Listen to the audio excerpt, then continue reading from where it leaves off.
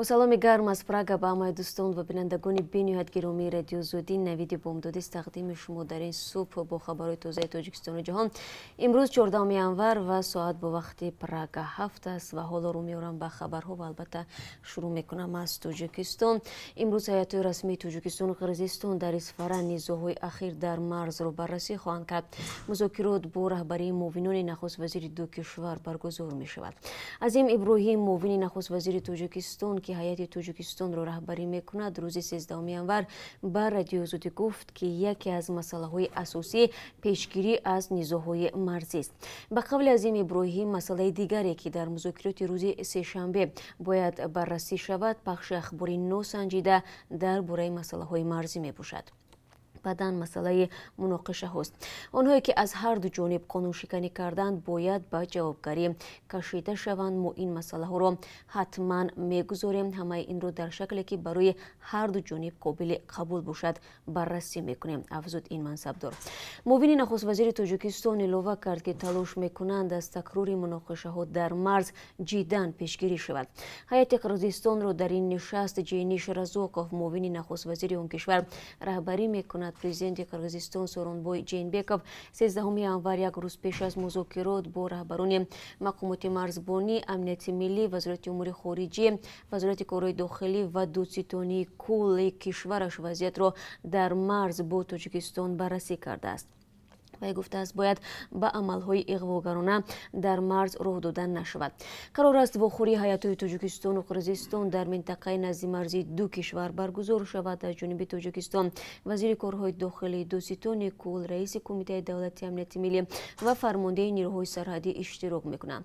باید گفت که شب 10 ینور در مرز تاجیکستان با قرقیزستان نزاع سر زد. آن شب صدای تیر شنیده شده. ساکنان نزد مرزی سوی ماشین‌های یکدیگر سنگ پرتویی کردند. به اطلاع مقامات قدرتی 4 ساکن قرقیزستان به دلیل اغواگری بازداشت شدند. روز 13 ینور چند نفر در بیشکک گردهمایی کردند و آزادی بازداشت شده ها را طلب نمودند.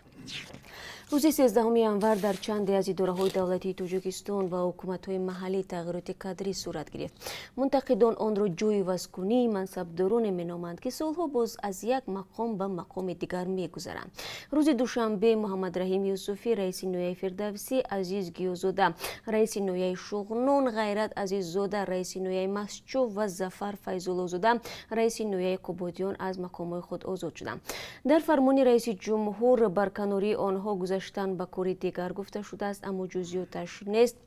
ولی نامزدی برخی از این افراد از طرف حزب حاکم خلق دموکراتی به انتخابات پارلمانی ماه مارس پیشنهاد شده است و احتمال تغییرات به این ربط دارد. رئیس جمهوری تاجیکستان روز 13 ینور سفیر کشور در قرقیزستان سهراب عالمزاده را نیز برای به کار دیگر گذاشتن از مقام برکنار کرد و به جای آن نظیرمد علیزاده را تعیین نمود.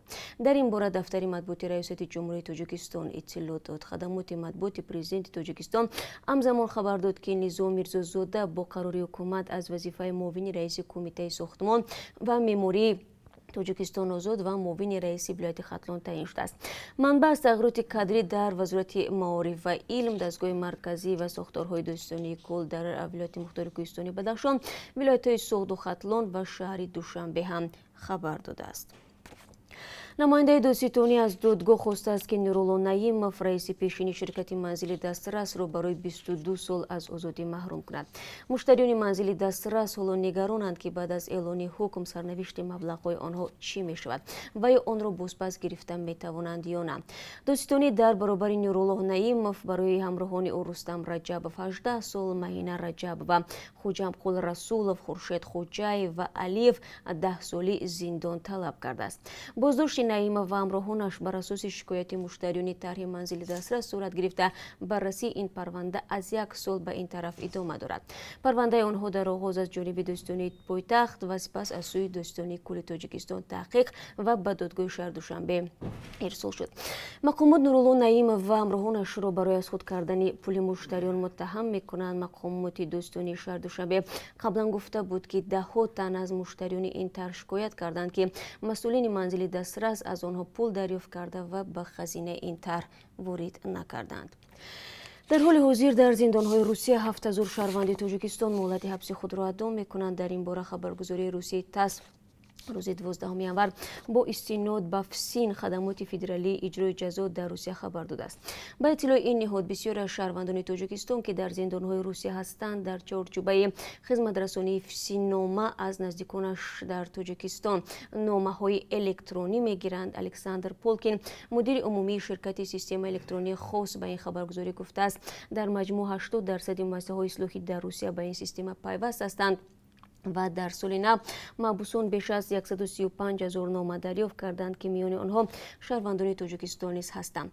شهروندان تاجیکستان که در مجموع به هدف دریافت ریسک و روزی به شهرها و منطقه‌های روسیه سفر میکنند گاهی برای جنایتکاری بازداشت میشوند. به اطلاع این خبرگزاری اگر در 15 یا 20 سال پیش شهروندان تاجیکستان در عموم به اتهام قاچاق مواد مخدر متهم دانسته میشدند، در سالهای اخیر برای نقض قانون‌های مهاجرت پشت میله‌های زندان میروند. حالت‌های هم کم نیستند که شهروندان تاجیکستان در روسیه برای فعالیت‌های اکستریمیستی متهم می‌گردند.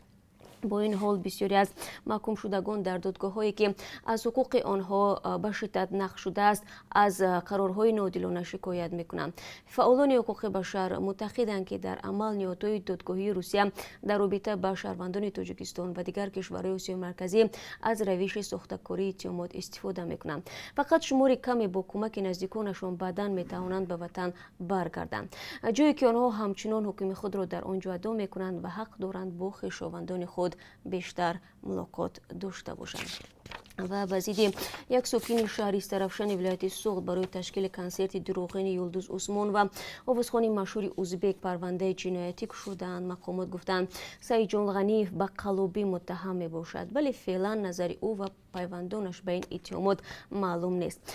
مقامات ملیسه استرافشن روز 13 январ به رادیو زوده گفتند که سعید جان غنیف با اعلان برگزاری کنسرت یلدوز عثمان و به مردم بلیط فروخته است، ولی شخص دیگر را همچون یلدوز به صحنه برآورده است. کنسرت با شرکت گویا یلدوز عثمان و روز 25 دکبر سال 2019 در طربخانه صدبرگ شهر استرافشن برگزار شده بود.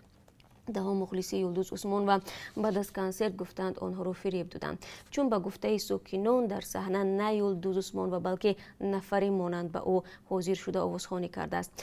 مقامات در پی رسانه‌ای شدن خبر حادثه را تحقیق کردند. مسئولان دفتر مطبوعاتی ریاست کارهای داخلی در ولایت سوغد گفتند بازدید سعید جان غنیف 43 ساله بر اساس قسم 2 ماده 247 کدکس جنایی یعنی قلابی از جانب گروهی با مصلحت پیشکی و رساندن ضرر جدی به شهروندان پرونده باز کردند. در صورت اثبات جرم سعید جان غنیف ممکن است تا 52,000 سومانی جریمه و یا تا 5 سال زندانی شود. مقامات در آغاز تحقیق حادثه او را بازداشت کرده بودند، اما فعلا معلوم نیست که هنوز در بازداشت است یا موقتا آزاد شده است. حجم ضرری رساندن غنیف به شهروندان نیز رسما اعلان نشده است. تشکیل کنندگان کنسرت گفته بودند 100 بلیط را با قیمت تا 350 سومانی فروختند. و بینندگان عزیز در پایان صحبت چون همیشه از قرب اسعار خارجی برای امروز به شما میگویم که از طرف بانک ملی این گونه تعیین شده است $1 9 سومانی و 69 درم است، €1 10 سومانی و 78 درم و 1000 روبل روسی برابر است به 157 سومانی. سپاس میگویم که تا این لحظه ما رو تماشا کردید. خبرهای تازه را از ما شنیدید و در دوام روز ما شما رو منتظر خواهیم بود با گزارش‌های جالب از تاجیکستان و جهان. روزتان با قرار باشد.